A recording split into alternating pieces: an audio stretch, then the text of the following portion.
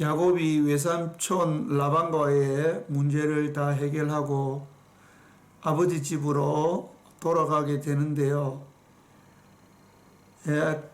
그 앞에 큰 문제가 하나 더 남아 있었는데 그것이 형님 에서였습니다.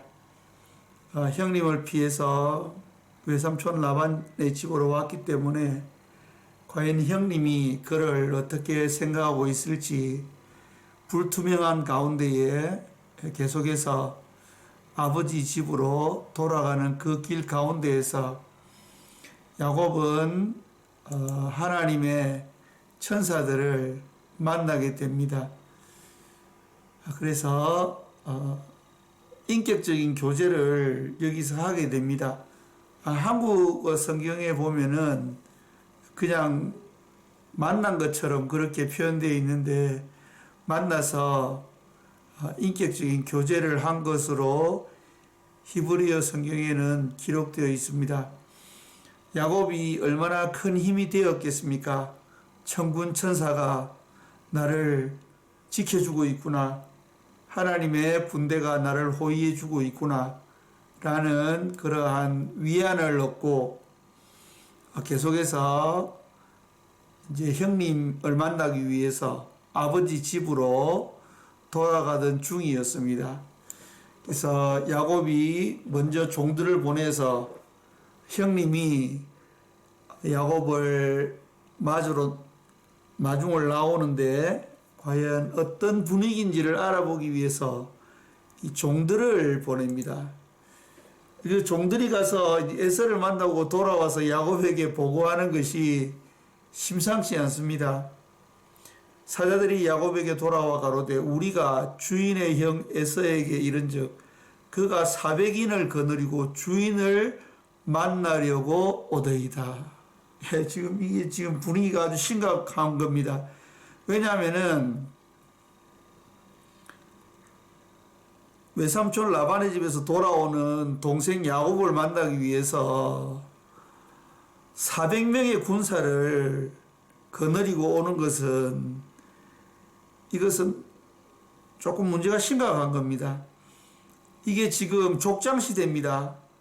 여러분 잘 아시다시피 아브라함이 조카 롯을 구해올 때에 사병 318명과 함께 그 팔레스타인 연합군과 맞서 싸우지 않습니까?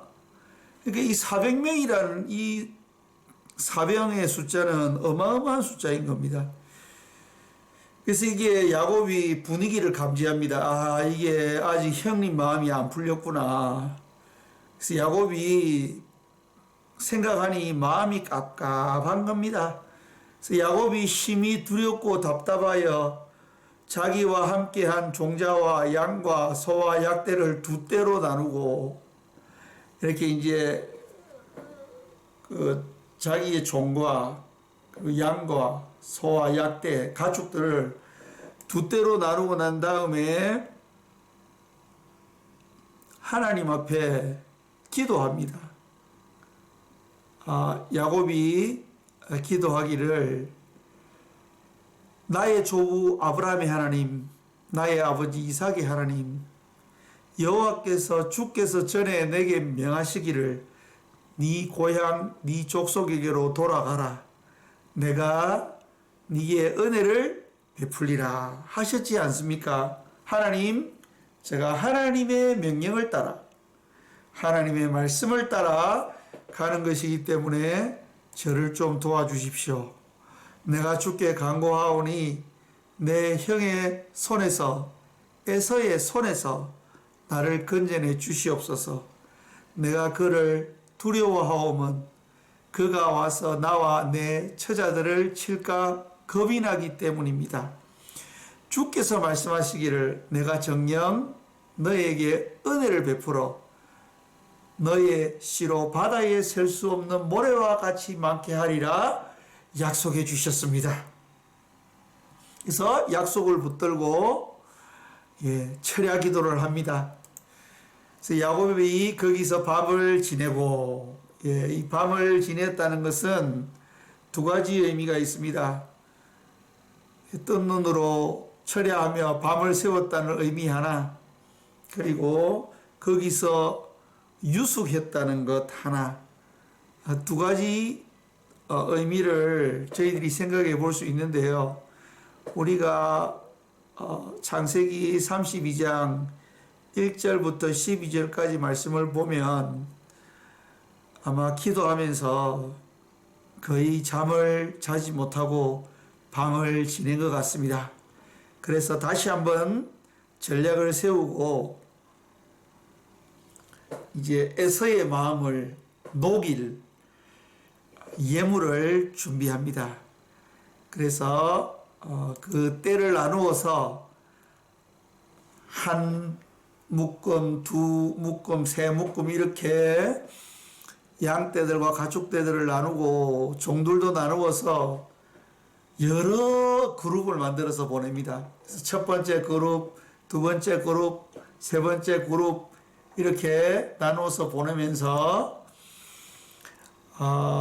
맨 앞에 가는 그 그룹의 종들에게 이야기를 합니다. 만약에 형님을 만나면 내 형님 에서에게 그렇게 대답해라. 형님이 너를 만났을 때 너는 누구냐? 라고 했을 때에 대답하기를 저의 종이면서 또 에서 주의 종인 야곱의 것입니다. 자기 주 에서에게로 보내는 예물입니다. 아주 이 에서의 마음을 녹이기 위해서 단어들도 주라는 단어, 아주 이 경어를 써서 그렇게 이야기하라고 그렇게 이야기하고 먼저 선물을 보내오니 야곱은 지금 뒤에서 형님을 그렇게 맞으러 오고 있습니다. 라고 그렇게 이야기하라고 이야기했고, 그 다음에 그룹에 있는 종들도 또 그 다음에 있는 그룹의 종들도 똑같이 하라고 시키고, 야곱의 부인들과 또 11아들과 딸 디나 그리고 가축들 모두를 이제 먼저 보내고 난 다음에 야곱은 홀로 남게 되었습니다. 그리고 하나님과 씨름을 하게 되는데요. 저희들이 여기서 조금 오해하는 부분들이 있는 것 같습니다. 제가 밑에 히브리어를 써 놓았는데요. 히브리어를 보면은 야곱이 기도하기 위해서 홀로 남은 것이 아닙니다. 기도는 이미 위에서 했습니다. 창세기 32장 9절부터 12절까지 이미 기도했습니다. 철야 기도는 한 겁니다. 창세기 32장 24절은 야곱의 의지로 남은 것이 아닙니다. 여기 이제 히브리어를 보면은 여기 이바테르라는 이 단어가 있는데요. 이 단어가 야타르, 남았다라는 단어인데요. 이게 히브리어 니팔령입니다. 히브리어 니팔령은 수동태입니다. 그러니까 야곱이 주어가 되는 것이 아니고 야곱이 목적어가 되는 것입니다. 그러니까 야곱이 남겨진 것입니다. 야곱이 사람들 다 보내고 자기 혼자 남아 있었던 게 아니고요. 누군가에 의해서 남겨진 것이죠. 그래서 혼자 남겨지게 되었습니다. 이것은 하나님이 조용히 야곱을 따로 부른 것입니다. 무엇인가를 알려주기 위해서 야곱을 부른 것입니다. 야곱이 32장 9절에서 12절까지 기도했지 않습니까? 32장 24절부터는 하나님의 응답이라고 볼 수 있습니다. 그래서 저희들이 중요한 이야기를 할 때는 이야기해야 될 그 사람을 조용한 곳으로 따로 부르지 않습니까? 많은 사람이 있는 데서 이야기하지 않습니다.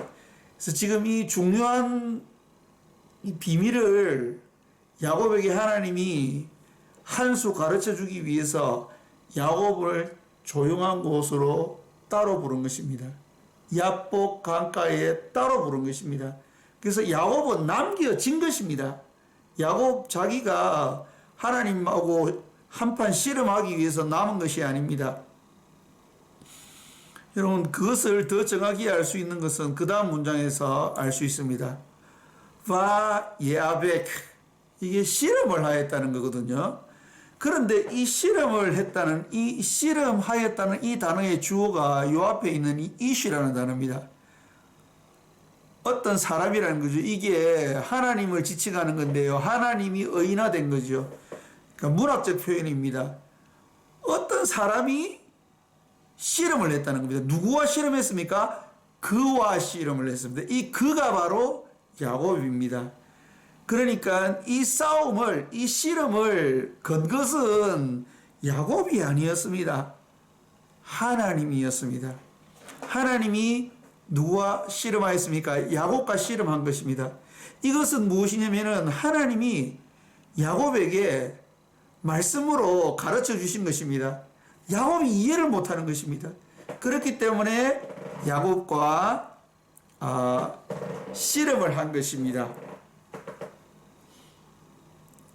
해가 떠오르기까지 씨름을 했는데 야곱이 이해를 못하니까 하나님이 그의 허벅지 관절을 쳐버립니다. 예, 하나님이 말씀으로 할 때 이해를 잘해야 됩니다. 그렇지 않으면은 허벅지 관절이 부러질 수도 있는 거죠. 그래서 24장 다음에 24절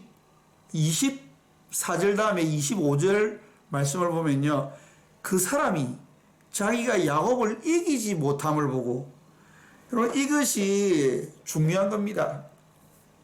야곱과 씨름했다고 했지 않습니까? 씨름한 주체는 그 사람이었습니다. 하나님이었습니다.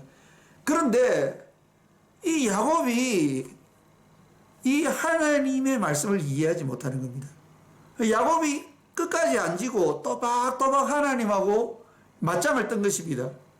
그래서 하나님이 이제 그 시청각 교육을 하신 거죠. 그래서 야곱의 허벅지 관절을 쳐서 야곱이 제대로 걷지 못하도록 만든 것입니다. 그래서 31절 말씀에 보면은 그가 브니엘을 지날 때에 해가 돋았고 그 환도뼈로 인하여 절었더라. 이 사건을 통해서 하나님께서 야곱에게 가르쳐 주시고자 했던 것은 무엇입니까? 야곱이 큰 문제를 앞두고 있습니다. 형 에서와 만났을 때에 죽을 수도 있습니다. 왜냐하면 지금 분위기가 에서가 400명의 사병을 거느리고 지금 오고 있습니다. 이것은 틀림없이 이 야곱을 죽여버리려고 오는 거거든요. 화가 아직까지 안 풀린 것입니다. 왜냐하면 에서는 야곱에게 쏘았다고 생각하고 있었기 때문에, 장자권을 빼앗겼다고 생각하기 때문에 야곱에 대해서 이를 갈고 있었겠죠. 그래서 야곱을 지금 죽이러 오는 것입니다. 그래서 야곱이 기도했지 않습니까? 하나님 약속하지 않았습니까? 하나님이 아버지 집으로 돌아가라고 해서 돌아갔고, 그리고 제가 형님의 낯을 피해서 외삼촌 집으로 도망할 때에 하나님이 분명히 저에게 먹을 것과 입을 것을 주시고 저를 지켜주시고 저를 평안히 아버지 집에 돌아오게 하시겠다고 약속하셨으니 하나님이 그 약속을 지켜주십시오. 이 문제를 해결해 주십시오 라고 야곱이 하나님 앞에 기도했을 때 하나님이 거기에 대한 해답을 야곱에게 주셨는데 야곱이 그것을 받아들이지 못하는 것입니다. 그 해결책은 무엇입니까? 모든 것을 하나님 앞에 맡기는 것입니다. 아주 중요한 것입니다. 모든 것을 100% 하나님 앞에 맡겨야 되는 것입니다. 내가 해결하지 못할 내가 감당하지 못할 위기를 만날 때, 내가 해결하고 감당하지 못할 그러한 큰 문제를 만날 때, 야곱이 자기가 감당하지 못할 에서를 만날 때와 같은 이런 사건이 있을 때 100% 하나님을 의지해야 되는 것입니다. 거기에 나의 실력이 1%라도 가미되면 안 됩니다. 나의 경험과 나의 지혜가 1%라도 첨가되면 안 되는 것입니다.